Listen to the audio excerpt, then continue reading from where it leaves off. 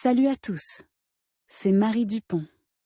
Bienvenue sur ma chaîne dédiée à la propreté, l'élimination des taches, le nettoyage et l'ordre dans la maison.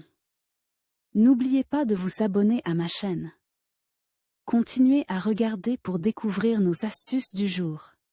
C'est Le parti. chachlik en bocal est plus savoureux que sur le grill, plus original 1 million de fois, et pour la période automne-hiver, il est tout simplement parfait. Si, comme beaucoup de gens, vous aimez les pique-niques, vous devez aimer les kebabs, car un feu ouvert fait des merveilles avec la viande, et l'hiver n'est pas une raison pour se priver de ce plaisir.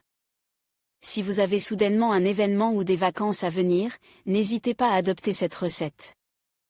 Le kebab en bocal d'aujourd'hui sera composé de dinde, mais si vous le souhaitez, vous pouvez utiliser du porc, du poulet ou du veau.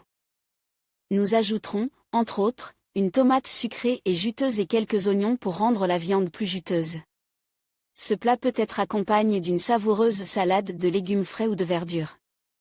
Ingrédients: viande, dinde, 500 g, oignons, 1 pisse tomate, 2 à 3 pièces, sel, poivre, ail sec, selon le goût, épices pour. Kebab 0,5 cuillère à café. Comment préparer un kebab en bocal? Préparez tous les produits selon la liste. Choisissez un filet de dinde frais ou toute autre viande.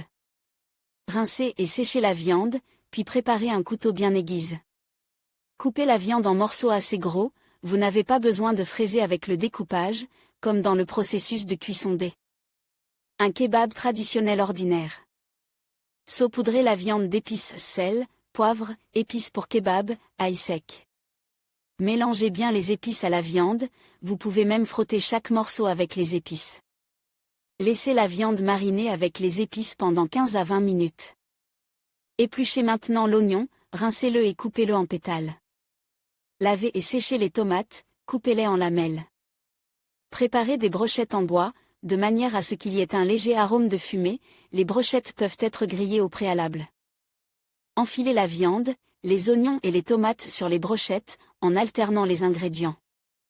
Placez les futures brochettes dans un bocal, fermé avec du papier d'aluminium. Placez le bocal dans un four froid, allumez-le et faites-le chauffer progressivement jusqu'à 170 degrés. Cuire les brochettes pendant environ 60 à 70 minutes. La brochette est prête à être servie à table.